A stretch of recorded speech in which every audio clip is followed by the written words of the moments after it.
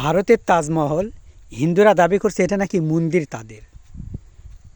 এখন এরা যে কোনো জায়গায় বড় কিছু দেখলেই উঁচু ঢিবি নিচু যে কোনো জায়গা দেখলেই এরা মন্দির দাবি করে।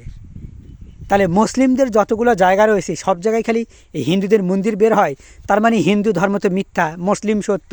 এটাই কি বারবার প্রমাণ করতে চাচ্ছে হিন্দু ধর্মের লোকেরা? এই যে তাজমহল কয়েকদিন আগে আপনারা দেখেছেন, বাবরি মসজিদ যেটা রাম মন্দির আর কি বানাইছে, দাবি করছে এখানে নাকি রামের জন্মস্থান।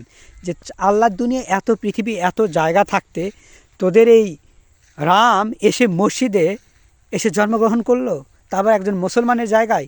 তার মানে রাম এটা বুঝিয়ে গেল যে ইসলাম ধর্মই সত্য, তোরা আমরা ইসলাম ধর্মের এই মসজিদে যেমন আমার জন্ম হয়েছে তোরাও ইসলাম ধর্ম গ্রহণ কর। নতুবা মুসলিমদের জায়গায় শুধু হিন্দুদের মন্দির হয় কেন, হিন্দুদের জায়গায় হিন্দুদের মন্দির হয় না কেন? এই যে আজকে তারা নতুনভাবে দাবি করছে যে তাজমহল যেটা এটাকে মন্দির বলে তারা দাবি করছে, এটা নাকি ভাঙা হবে, মন্দির করা হবে। তো মন্দির খালি বেছে বেছে মুসলিমদের জায়গায় বের হয়, হিন্দুদের জায়গায় কেন নয়? তার মানে এটাই যে বারবার ইঙ্গিত এটাই দেয় যে হিন্দু ধর্ম সঠিক নয়, ইসলাম ধর্মই সঠিক। তাহলে তোরা এগুলো ভাঙচুর না করে সরাসরি মুসলিম হয়ে যা, মুসলিম হয়ে গেলেই তো পারিস। এই হিন্দুরা যে কোনো জায়গায় দেখলে তাদের মন্দির দাবি করে বসছে। তো বাথরুম তো উঁচু উঁচু হয় অনেক জায়গায়, তো এগুলো কি মন্দির দাবি করবে নাকি? আমি চিন্তায় মানে কি বলবো, ইজতেমার মাঠে যতগুলো মানুষ, হাজার হাজার মানুষের লোক সমাগম, সেখানে বিশাল বাথরুম হবে, তো এই বাথরুমটাও কি ওদের মন্দির? প্রশ্ন হলো হিন্দুদের কাছে। মুসলিমদের যে কোনো জিনিস দেখলেই এরা হামলে পড়ে এবং সেটাকে তারা মন্দির বলে দাবি করে। তাহলে আমার কথা হলো তোরা সরাসরি মুসলিম ইসলাম ধর্মে গ্রহণ কর, তাহলে তো আর তোদের এগুলো ভাঙতেও হয় না, দাবিও করতে হয় না। রামের এত জায়গা থাকতে, হিন্দুদের জায়গা থাকতে রাম কোথাও জন্মগ্রহণ করলো না, করলো একজন মুসলিমের জায়গায়, তা আবার আল্লাহর ঘর মসজিদে, বাবরি মসজিদ। তো বাবরি মসজিদে যখন জন্মগ্রহণ করছে রাম, তার মানে এটা সে বুঝিয়ে গেছে যে ইসলাম ধর্মই সত্য, হিন্দু ধর্ম সত্য নয়। তাহলে তোরা ইসলাম ধর্ম গ্রহণ কর।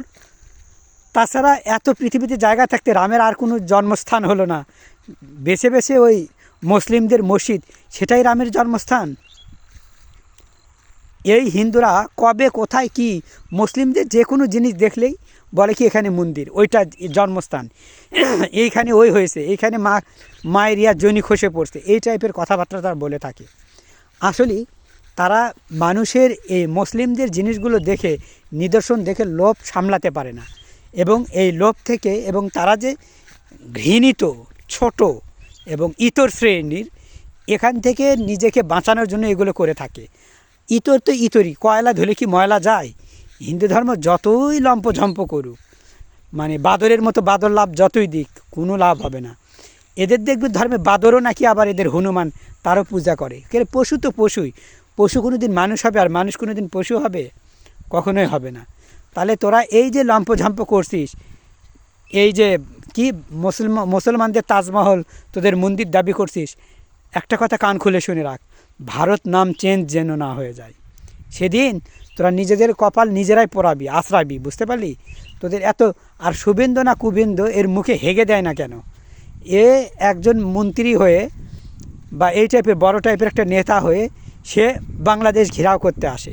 এর সাহস দেখে মানে বাঁচি না, যে তোদের সাহস কি? তোরা ভুলে আসিস না সঠিক আসিস? আগে নিজেরা জাজ কর, নিজেরা বিচার কর, তোরা বিচার কর যে তোরা ভুল পথে আসিস না ঠিক পথে আসিস। যদি ভুল পথে তোদের মনে হয় ভুল পথে আসিস তাহলে শুধরে যা, আর যদি মনে হয় ঠিক পথে আসিস তাহলে পাবনায় যা চিকিৎসা নেই, কারণ তোদের মাথার এখন সমস্যা। গোবর আর খাস না, এই গোবর আর মুদ খাওয়াতে তোদের এই কঠিন পরিণাম হয়েছে, বুঝলি?